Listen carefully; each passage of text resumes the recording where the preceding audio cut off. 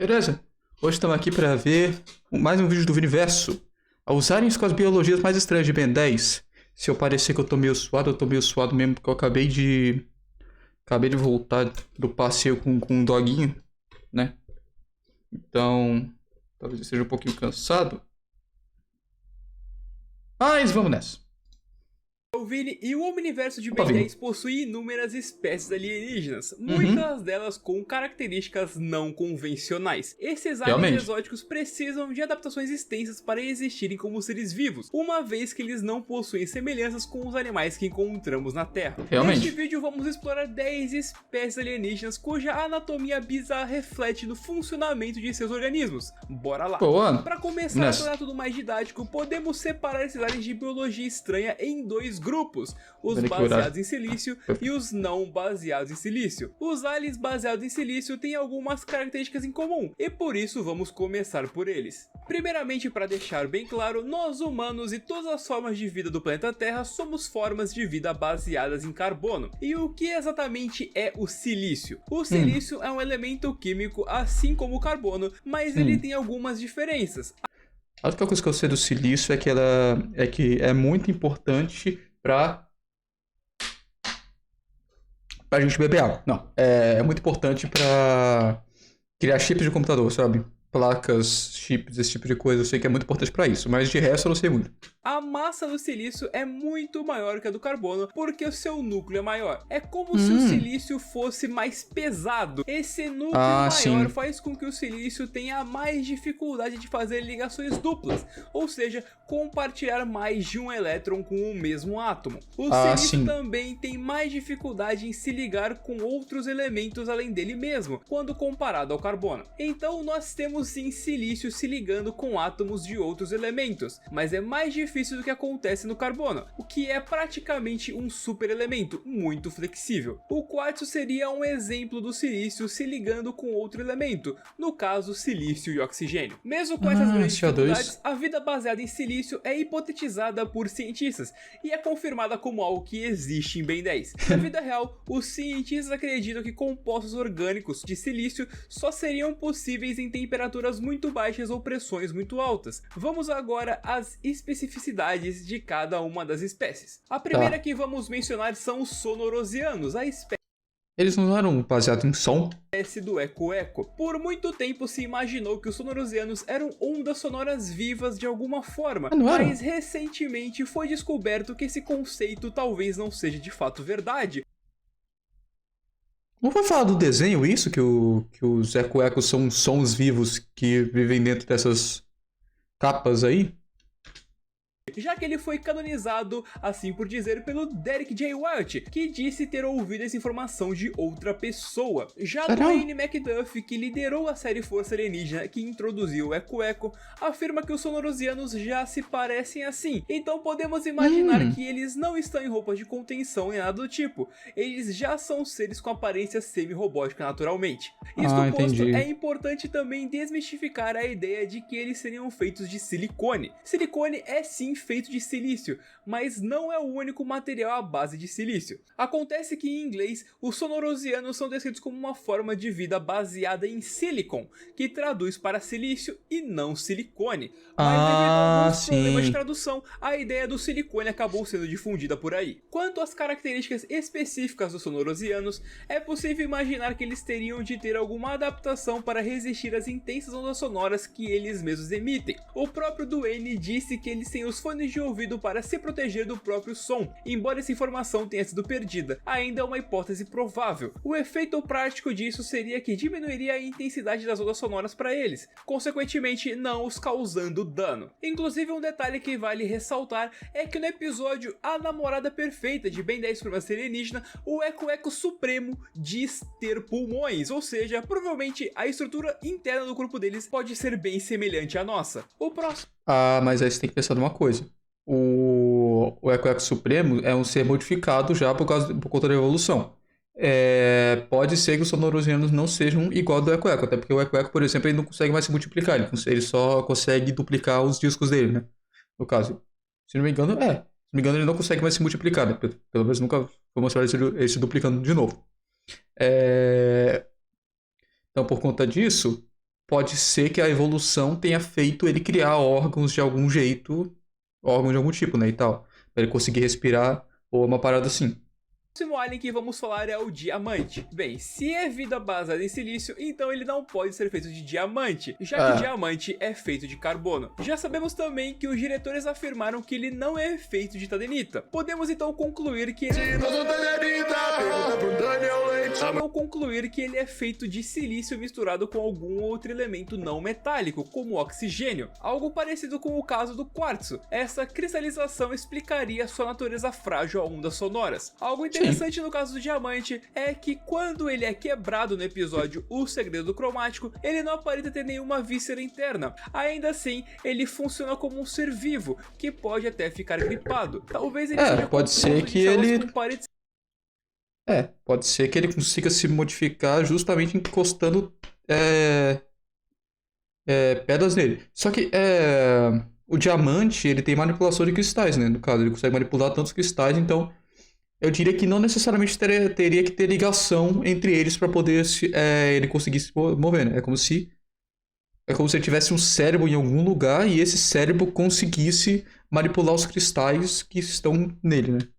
Eu acho que é isso. De cristais de silício, talvez ele nem mesmo tenha células, mas sim um líquido extracelular contido por paredes de cristais, com DNA espalhado junto com organelas. Agora, quanto ao cromático, ele é bem parecido com o diamante, mas tem sim algumas diferenças. Assim como o diamante, quando ele é quebrado no episódio Vingança de Vilgax Parte 2...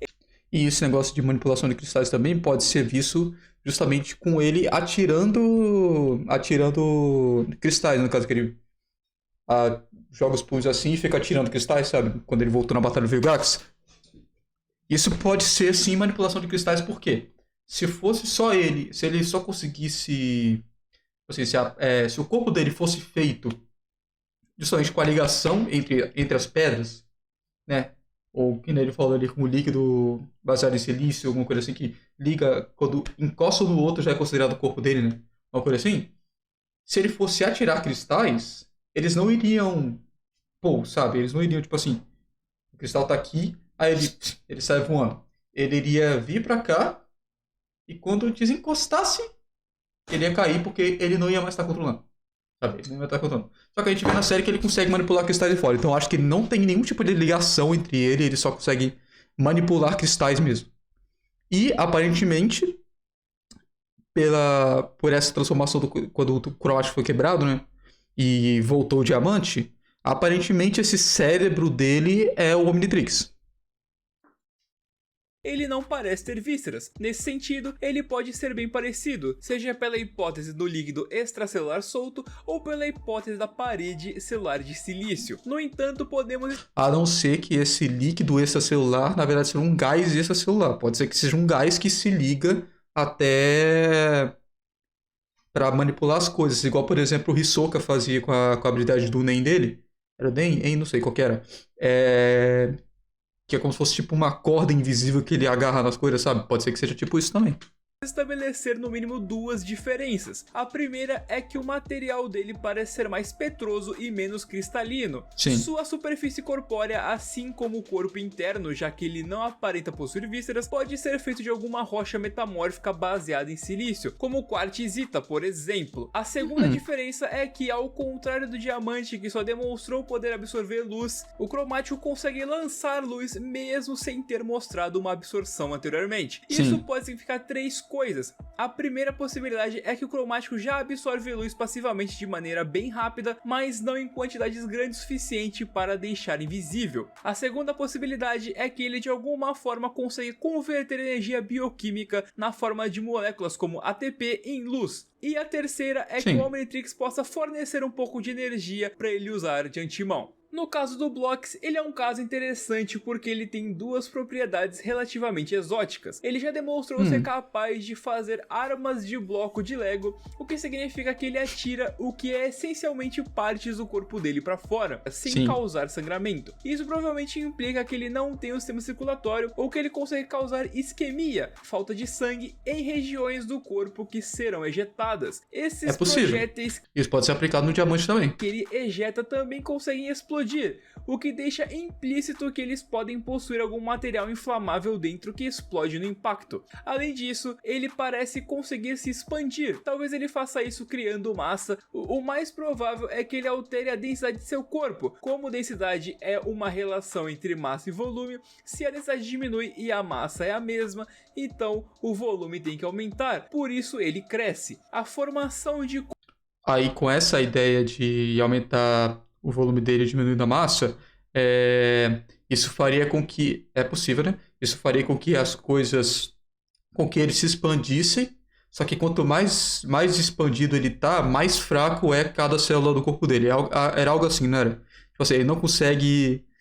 Tipo assim, por exemplo... Se ele... Vou pegar isso aqui... Esse aspiralduto de exemplo aqui, ó. Isso aqui é ele normal. Se ele começasse a se expandir, o que está expandido fica mais fraco, sabe? Porque não é... É como se, por exemplo, ele pegasse a parte interna dele e começasse a transformar a externa para poder ficar maior, sabe? Então a parte interna está menor e está mais fraca. É algo assim. Construções de Lego, por sua vez, seria só uma aplicação desse princípio da expansão, com o bloco se expandindo não homogeneamente, mas sim em partes específicas de seu corpo, criando diferentes formas. Algo interessante no caso do Blocks é que Derek já falou que ele possui órgãos internos feitos de blocos e se moldariam com ele. Como esses blocos funcionariam biomolecularmente falando é desconhecido. O próximo alien é o Nanomech. Ele é um caso interessante principalmente pelo fato dele ser efetivamente uma fusão de DNA humano e de nanochip. Sim. Nanochips são descritos como uma forma de vida de carbosilício. Eu nunca vi nada do gênero. É tecnologia, mas também uma forma de vida carbosilícica. Podemos imaginar que a parte carbônica do Nanomech é ainda superior em margem graças ao DNA humano, e a parte de silício vem do DNA nanochip. Podemos também inferir que esse carbosilício se refere a moléculas feitas de carbono e silício juntos, e não literalmente de átomos de silício e carbono somados, já que 100% de um núcleo de carbono junto com 100% de um núcleo de silício formam um núcleo de cálcio, e não carbosilício. É possível que essa estrutura de carbosilício seria semelhante à do carbeto de silício, o que tornaria o Nanomech extremamente duro quimicamente falando. Além disso, os nanochips são descritos como seres biológicos e não orgânicos, o que fortalece a ideia de que eles seriam de moléculas de carbosilício, já que a química do carbono é a química orgânica e a química do silício é a parte da química inorgânica. Essa interseção via fusão genial nanochip pode ter herdado o aspecto não orgânico do silício. Falando agora do Gravatac, podemos notar que ele é um alien de aspecto semelhante ao cromático, no sentido de ter uma superfície rochosa. Até a própria natureza de planetoide pode corroborar com isso, já que planetas são classificados basicamente como rochosos ou gasosos. Sim, e dá pra ver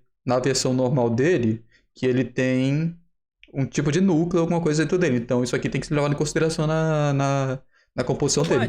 No sentido de ter uma superfície rochosa. Até a própria natureza de planetoide pode corroborar com isso, já que planetas são classificados basicamente como rochosos ou gasosos. No episódio Comida de Esquina, vemos que o núcleo do Gravatac é sólido e extremamente importante para a sua biologia, já que pequenos danos são suficientes para causar grande dor ao Gravatac. É possível que o núcleo atue de alguma forma distorcendo as leis da física, permitindo que o Gravatac tenha sua girotelecinese, que é a telecinese baseada em manipulação de gravidade. Talvez o núcleo também funcione como órgão vital, impulsionando um líquido semelhante a sangue para todo o corpo do Gravatac. É possível também. Efetivamente como o coração no caso dos seres humanos. O último alien de silício que vamos mencionar é o Fogo Fato Supremo. Não dá para bater o martelo que ele é de fato feito de silício, mas podemos dizer com certa segurança que a aparência externa dele se parece com madeira, mas ele é resistente a fogo, então provavelmente é uma madeira petrificada. Sendo madeira petrificada, então estamos falando de vários minerais e vários elementos, mas principalmente silício. E a parte azul dele é o quê? Então é possível que a crosta de madeira petrificada do Fogo Fato Supremo atue assim como uma camada de queratina da pele dos humanos, quase que como uma crosta morta. Ela protegeria os órgãos internos. No entanto, eu lembro de alguma animação, eu não sei se foi uma animação de fã ou oficial, que mostrava o fogo fato supremo realista, sabe? O fogo fato supremo realista, as partes de madeira dele caraca, não se contorciam, né? Não se esticavam nem nada assim, era petrificado mesmo. Era como se fosse pedras que se encaixavam assim com alguma coisa mole por dentro, conseguiram fazer o movimento, sabe? As partes de pedra dele mesmo, como se fosse uma armadura, é como se fosse um exoesqueleto, sabe? Mais ou menos isso. No entanto, ele precisaria de adaptações para explicar seus poderes. Um Uhum. exemplo é o soltar fogo pelas mãos. Claro, ele solta metano, que pode ser inflamável, Sim. mas como Ah, o é metano metano? pega fogo? É possível que de alguma forma o fogo fato supremo consiga vibrar a sua crosta de silício e outros materiais, de modo a gerar energia térmica e aquecer o metano, gerando o fogo. Como exatamente isso aconteceria é um mistério, mas essa habilidade teria que ser ao nível molecular para funcionar efetivamente. Então talvez haja de fato atividade bioquímica na camada da crosta do fogo fato supremo, com moléculas sendo constantemente bombeadas para essa camada, Eu vou te falar, em aplicar química no Ben 10 é uma parada para complicada. transformar a energia química em energia térmica gerando as vibrações. Vale lembrar que agora ele também produz napalm, que é uma mistura de naftenato de alumínio e palmitato de alumínio mono e de hidroxilados. Vini, você estuda química, alguma parada assim, ou você estudou isso só pra esse vídeo? Porque tá muito bem feito.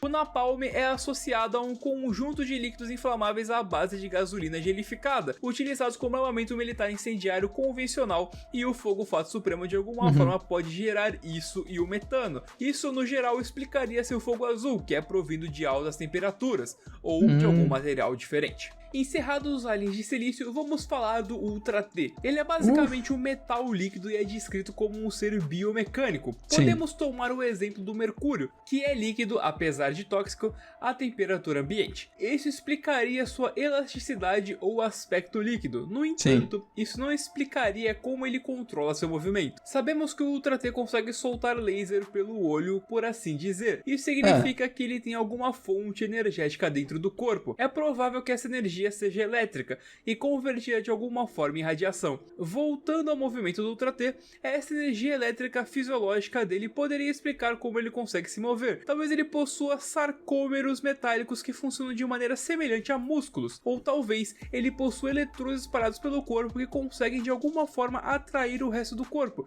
produzindo seu movimento líquido. Quanto ao fundir-se com máquinas, é dito pelo Duncan que os mecamorfos galvânicos possuem uma vasta biblioteca de tecnologia para mimetizar e se transformar. Então é possível que o sistema nervoso central dos mecamorfos consiga facilitar sinapses de combinação e recombinação entre várias tecnologias, criando o efeito de evolução tecnológica que o Ultra T gera. Temos também o Tartagira, que à primeira vista tem uma biologia convencional, mas quando paramos para analisar, ele possui espaços ocos por onde passa o ar, onde deveria ficar o abdômen e o tórax em humanos. Isso significa que órgãos como intestino, fígado, rins e outros órgãos internos possivelmente ficariam nos membros, onde há espaço para tal, já que o dorso está ocupado pelo sistema de redirecionamento de ar. Ele também deve precisar de um sistema que cria vácuo para puxar o ar e um sistema de aplicação de pressão no ar para empurrá-lo com ventanias.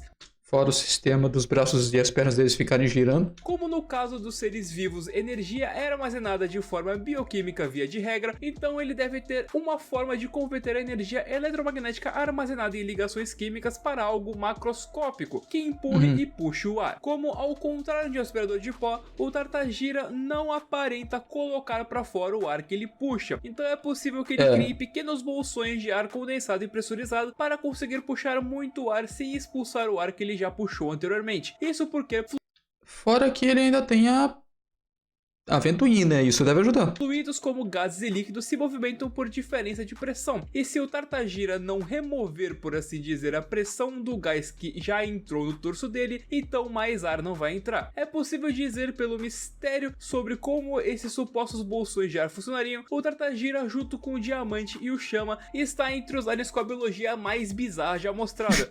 E vamos para o último alien, é o que acabamos de comentar, o Chama. Bem, sabemos que todo alien do Omnitrix possui um material genético minimamente semelhante ao DNA, já que anoditas, mesmo tendo algo similar a material genético, não estão no Omnitrix justamente por esse material genético não ser próximo o suficiente do DNA. Sabemos também que DNA desnatura, ou seja, perde propriedades espaciais importantes para seu funcionamento, a 90 graus. Isso significa que o Chama de alguma forma consegue impedir essa desnaturação do seu material genético. Talvez ele faça isso incorporando outros elementos no DNA no meio das cadeias de carbono, mas isso geraria problemas eletromagnéticos nas ligações por causa do diferente número de elétrons e prótons. Então podemos imaginar que possivelmente o Chama pode ser feito de um elemento químico 100% novo que não é conhecido e provavelmente nem existe no mundo real. Isso explicaria como seu DNA sobrevive em temperaturas tão intensas, assim como as proteínas estruturais de suas células. O magma dele pode ser equivalente a líquido extracelular, ou seja, água com alguns eletrólitos e proteínas dissolvidas, e no caso do Chama, com metais em altas temperaturas juntos para dar o aspecto similar ao magma. Além disso, pelo fato do Chama ter conseguido ficar um bom tempo embaixo d'água em certos episódios, podemos especular que ele, assim como baleias e golfinhos, que são mamíferos que possuem pulmões, conseguem segurar a respiração embaixo d'água por muito tempo. No entanto, com a alta temperatura do Chama, dá a entender que seu metabolismo é muito acelerado, algo que impossibilitaria esse método de segurar a respiração. É possível também que ele consiga de fato usar oxigênio dissolvido na água. Para isso, ele precisaria de um sistema respiratório similar ao de peixes, mas sem precisar de brânquias, já que a água que entra poderia sair naturalmente através de sua mudança de estado para vapor. O fogo de sua cabeça poderia ser o plasma que o Chama é descrito como tendo em seu corpo. Plasma é basicamente matéria ionizada em altíssimas temperaturas. Isso reforça a teoria de que ele precisaria de um material genético bem diferente, talvez de um material completamente novo, para que sua informação genética não fosse perdida com o calor. Um exemplo... Infelizmente a gente tem que levar em conta que são alienígenas ainda, alienígenas. E nesses planetas dos alienígenas podem existir materiais que os humanos não conhecem, né? O de plasma que ocorre naturalmente na superfície terrestre são os raios, que aquecem tanto a atmosfera que a ionizam. No entanto, como o fogo do Chama é apagado e resfriar plasma precisaria de temperaturas muito baixas, então é possível que o plasma do Chama esteja em outro lugar de seu corpo e não na sua cabeça. Assim, o plasma poderia desempenhar várias funções na fisiologia dos pironitas, possivelmente até como um líquido reprodutivo. Por fim, podemos dizer que o fogo ou plasma do Chama tem um fluxo de matéria inflamável e energia térmica, já que ele consegue acender até debaixo d'água. Resumindo, Ben 10 possui espécies com biologias nada convencionais, de seres de cristal a fogo ambulante, seres de carbosilício e etc. Realmente. Você vê de tudo nesse universo. No entanto, com um pouco de boa vontade, ciência e leis da física diferentes, podemos tentar encontrar uma explicação para esses fenômenos. Então eu espero que vocês tenham gostado desse vídeo, que foi bastante complexo, com bastante informação. Então espero que tenha dado para entender as coisas aí. Então muito obrigado que acompanhou o vídeo até agora. Deixa o like aí se gostou, segue o canal para continuar acompanhando. E é claro, deixa aí um comentário sobre a sua opinião dos aliens com biologias estranhas, outros aliens que vocês acham que poderiam aparecer aqui com uma tentativa de explicar como funciona sua biologia e tudo mais. E é claro, outras ideias que você tenham sobre esses aliens que foram apresentadas aqui nesse vídeo. Então, mais uma vez, agradeço demais quem viu o vídeo até aqui. É isso aí, galera. Alô! Eu realmente espero que você tenha... E aí? Calma, Daniel. Eu espero realmente que você tenha... que você estude química normalmente para poder ter feito esse vídeo e não ter estudado só para fazer esse vídeo, porque, putz, 5.000 views com tudo isso de informação eu acho bem pouco. Mas enfim, é isso, gente. Espero que vocês tenham gostado deste vídeo. Deixa o like, se inscreve no canal, se inscreve no canal do Vini que tá aparecendo aqui do lado. E... é isso, YouTube. É isso aí, falou!